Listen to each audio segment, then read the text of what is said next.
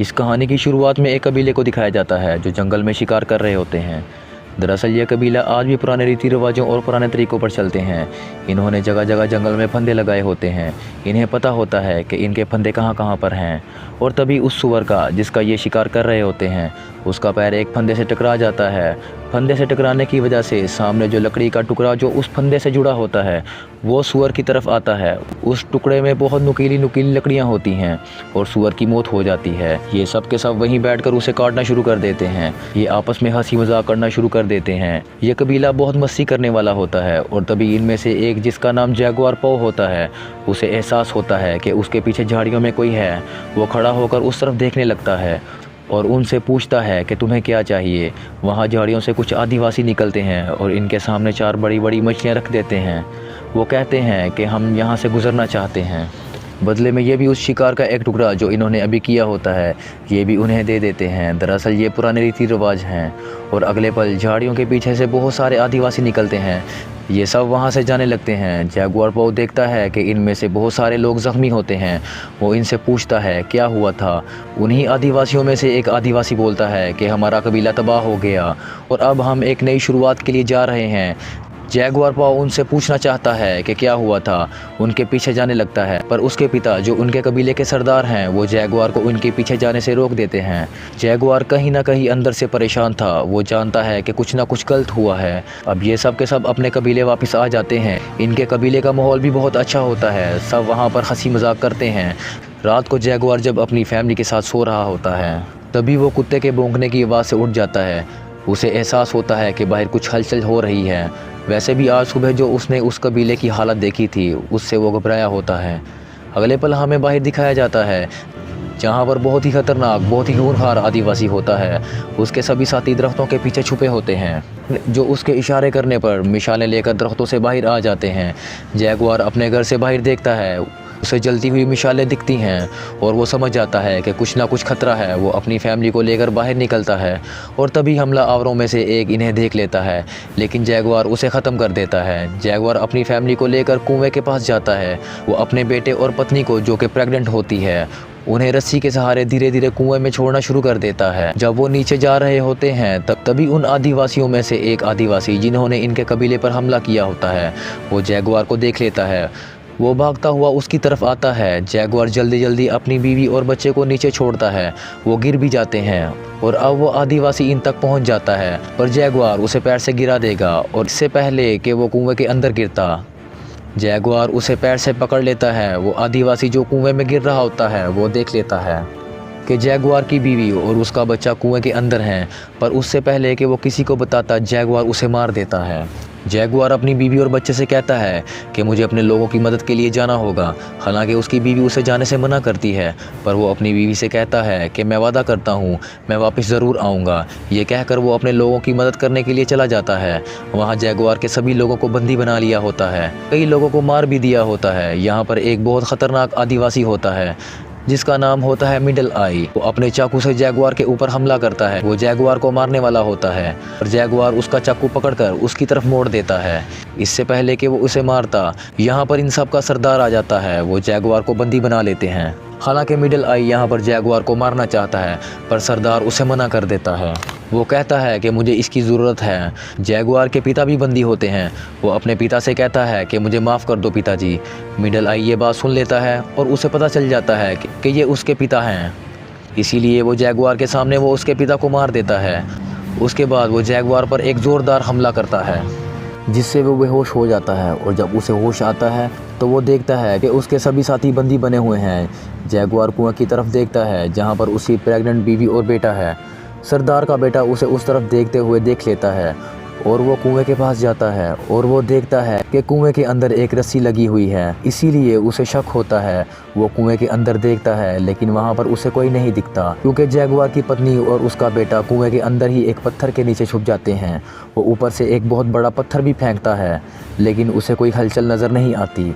इसके बाद जो रस्सी लगी होती है वो उसे काट देता है। यानी कि अब चाहकर भी जैगुआर की बीवी और बेटा ऊपर नहीं आ सकते। और अब इन्होंने जितने भी कबीले वालों को बंदी बनाया होता है इन सबको अपने साथ एक लंबे सफ़र पर ले जाते हैं। रास्ते में उन्हें वो कबीले वाले भी मिलते हैं जो सुबह इन्हें मिले थे, जिन्होंने इन्हें मछली दी थी, जो यहाँ से किसी दूसरी जगह अपना कबीला बसाने जा रहे थे। दरअसल इन खूंखार आदिवासियों ने इन्हें भी बंदी बनाया होता है और अब ये सब के सब एक लंबे सफ़र के लिए निकल पड़ते हैं, जहाँ पर इन्हें नदियों को पार करना पड़ता है, ऊंचे ऊंचे पहाड़ों से जाना पड़ता है। और इस ख़तरनाक सफ़र को तय करने के बाद ये खूंखार आदिवासी उस जगह पहुँच जाते हैं जहाँ से ये बिलोंग करते हैं। और जब ये अपनी सरहद के बाहर होते हैं तो वहाँ पर बहुत सारी डेड बॉडीज़ होती हैं, जिन्हें देखकर साफ साफ समझ में आ जाता है कि ये वो लोग हैं जिन्हें किसी न किसी तरह की बीमारी हुई है जो छूने से फैलती है। यहाँ पर एक बच्ची भी होती है और वो उन खूंखार आदिवासियों को जो इसी जगह से बिलोंग करते हैं उन्हें कहती है कि बहुत जल्द अच्छा वक्त आने वाला है, दिन में अंधेरा हो जाएगा, एक आदमी तुम्हें यहाँ से बाहर ले जाएगा और तुम्हारा और तुम्हारे इस पूरे कबीले का हमेशा के लिए अंत हो जाएगा। अब ये सब यहाँ से आगे चले जाते हैं और तभी एक गांव आता है जहाँ पर बहुत ज़्यादा मज़दूर होते हैं जिनकी हालत बहुत ख़राब होती है, फिर भी इन्हें यहाँ काम करना पड़ता है। इन्हें यहाँ पर नहीं छोड़ा जाता, आगे ले जाया जाता है। और कबीले का सरदार जो इन सबको यहाँ पर बंदी बना कर लाया है, उसके पास एक आदमी आता है और पूछता है कि कितने आदमी हैं। सरदार कहता है कि मेरा बेटा बताएगा, लेकिन इस बार पैसे अच्छे चाहिए, यानी कि ये लोग इन्हें यहाँ पर पकड़कर इसलिए लाए थे ताकि ये इन्हें बेच सकें। यहाँ पर इंसानों को बेचा जाता है, इनके साथ जो बंदी औरतें होती हैं उन्हें बेच दिया जाता है, उनकी बोली लगाई जाती है, पर आदमियों को यहाँ से आगे ले जाया जाता है जहाँ पर बहुत रश होता है। दरअसल यहाँ पर इंसानों की बलि दी जाती है और अब जैगुआर को इसकी बलि देने के लिए ले जाया जाता है। ये दरअसल ईश्वर को खुश करने की बात कर रहे होते हैं, पर इससे पहले कि वो जैगुआर को मारते सूरज ग्रहण हो जाता है, चारों तरफ अंधेरा हो जाता है। वहाँ पर सब रुक कर प्रार्थना करने लग जाते हैं। एक लंबा सा ग्राउंड होता है और उसकी दूसरी तरफ झाड़ियाँ होती हैं।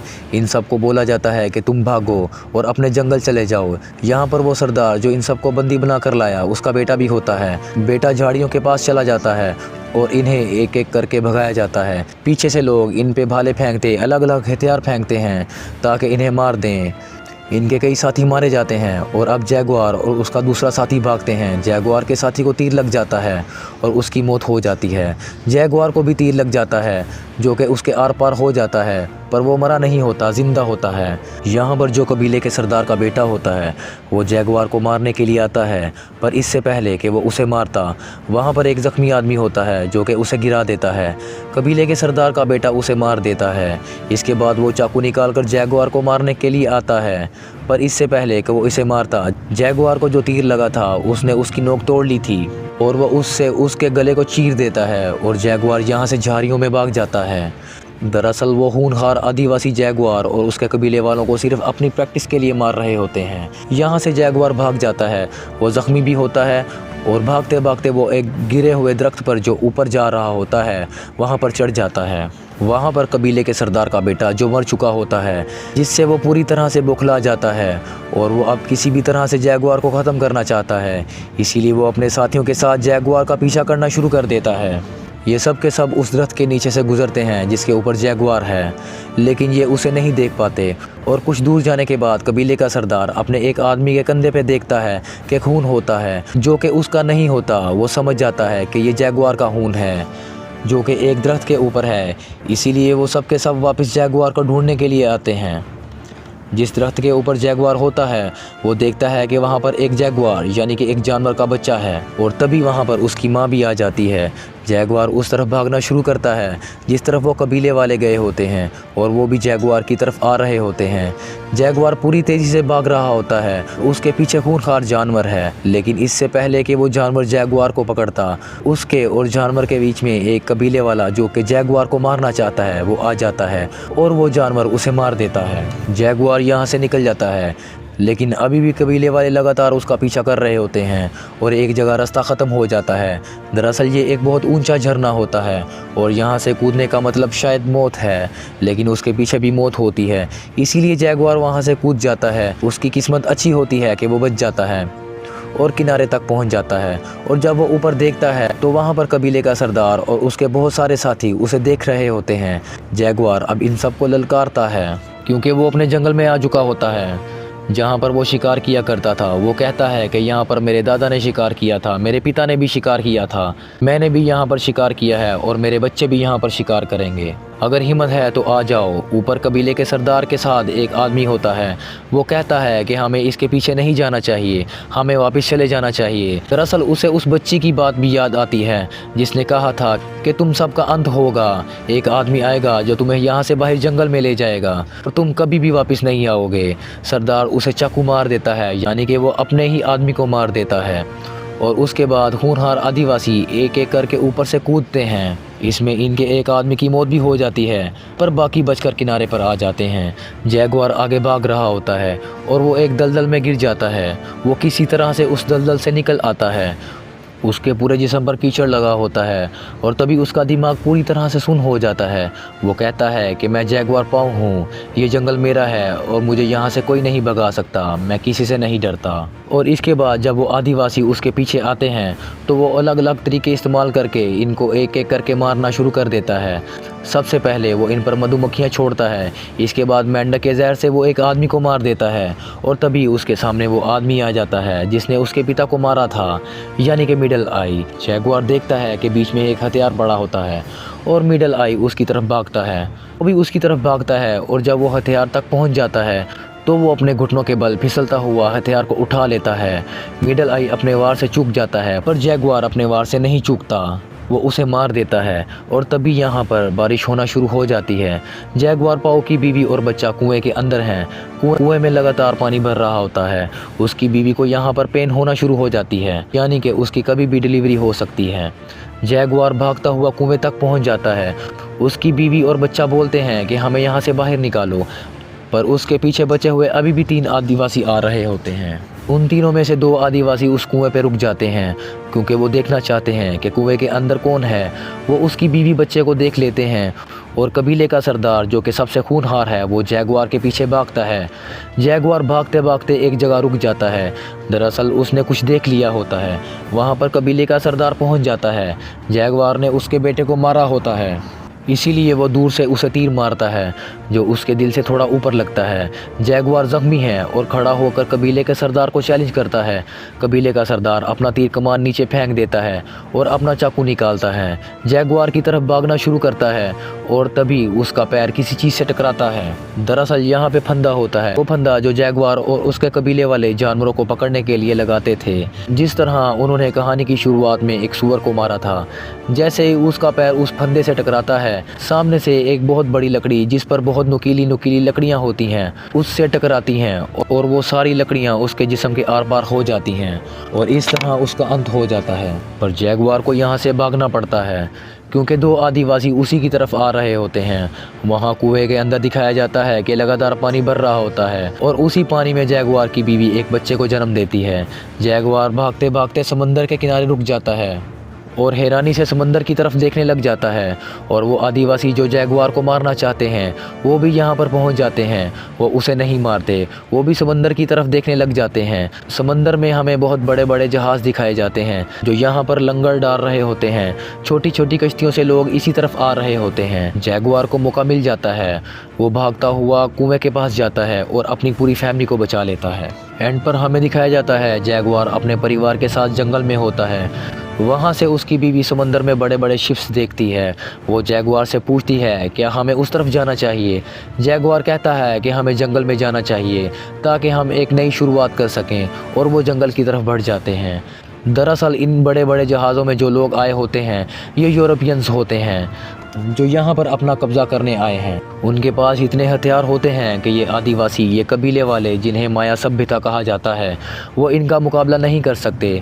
दरअसल अमेरिका में पहले माया सभ्यता थी। ये छोटे छोटे कबीले थे जो आपस में लड़ते रहते थे और उसके बाद यहाँ पर यूरोपियंस आए जिन्होंने इनको पूरी तरह से अपने कब्ज़े में ले लिया। और ये कहानी उसी सब्जेक्ट पर बेस है। ये फिल्म अपने आप में एक मास्टरपीस है जो सन 2006 में रिलीज़ हुई थी। IMDb पर इस फिल्म की रेटिंग 7.8 है। इस फिल्म का बजट था $40 मिलियन और बॉक्स ऑफिस पर इसने कमाई की थी $120.7 मिलियन। उम्मीद करते हैं ये कहानी आपको पसंद आई होगी।